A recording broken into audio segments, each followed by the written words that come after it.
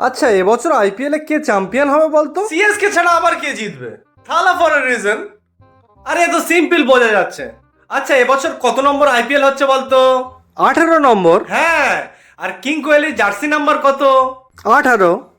হ্যাঁ, তার মানে তো ব্যাঙ্গালোর শিওর চ্যাম্পিয়ন এবছর। এবছর 18 নম্বর আইপিএল হচ্ছে তো।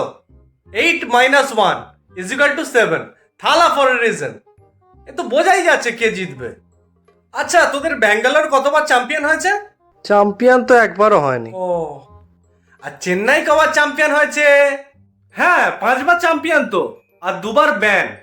5 + 2 = 7। থালা ফর এ রিজন। আরে তুই কি জানিস যে আইপিএল এ প্রত্যেকটা ডট বলে কতগুলো করে গাছ লাগায়? এই নিয়মটা ধোনির জন্য তুলেই দিচ্ছে। যে বলছে ধোনি যদি কোনোদিন 10 ওভার ব্যাট করে তাহলে ভারতবর্ষ পুরো জঙ্গলে পরিণত হবে। সমস্ত প্লেয়াররা খেলে তাদের নিজেদের জন্য, কিন্তু থালা খেলে ইকোসিস্টেমের জন্য, যাতে গাছ লাগানো যায়। সেই জন্য থালা জোর করে ডটগুলো করে যাতে সমাজে গাছ বাড়ে।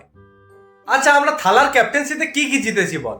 চ্যাম্পিয়ন্স ট্রফি জিতেছি, এশিয়া কাপ জিতেছি, ওয়ার্ল্ড কাপও জিতেছি। এমনকি 83 ওয়ার্ল্ড কাপেও থালা ছিল।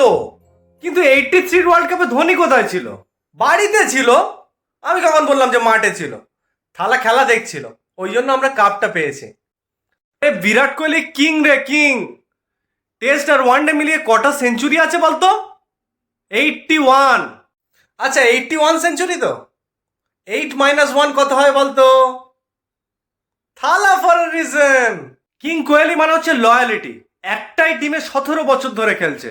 আরে একটা টিমে 17 বছর খেলছে মানে ওকে কেউ নেয় না।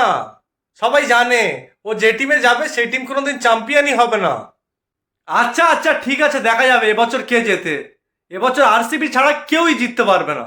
ইসালা কাপ নাম দে। আচ্ছা আচ্ছা, ঠিক আছে, দেখে নেবো থালার সাথে কে জিততে পারে।